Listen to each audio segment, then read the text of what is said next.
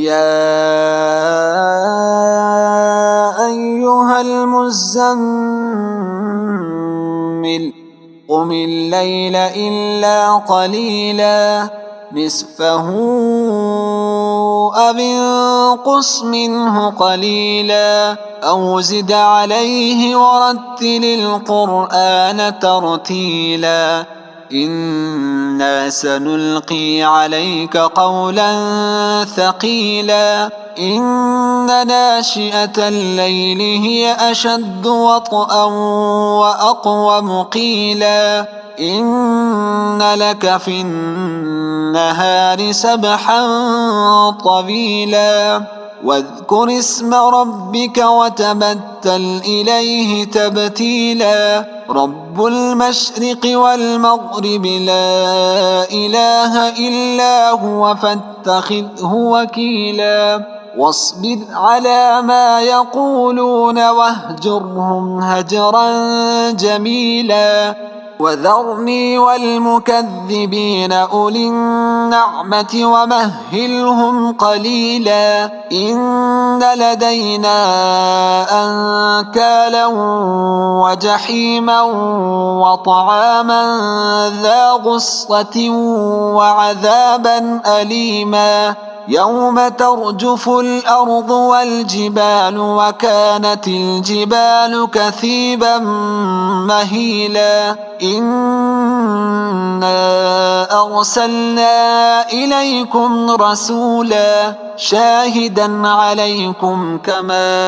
أرسلنا إلى فرعون رسولا فعصى فرعون الرسول فأخذناه أخذا وبيلا فكيف تتقون إن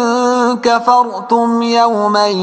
يجعل الولدان شيبا السماء منفطر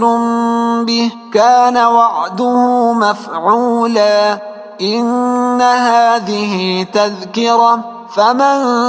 شاء اتخذ إلى ربه سبيلا إن ربك يعلم أنك تقوم أدنى من ثلثي الليل ونصفه وثلثه وطائفة من الذين معك والله يقدر الليل والنهار علم أن لن تحصوه فتاب عليكم فاقرؤوا ما تيسر من القرآن علم أن سيكون منكم مرضى وآخرون يضربون في الأرض يبتغون من فضل الله وآخرون يقاتلون في سبيل الله فاقرؤوا ما تيسر منه أقيموا الصلاة وآتوا الزكاة وأقرضوا الله قرضا حسنا وما تقدموا لأنفسكم من خير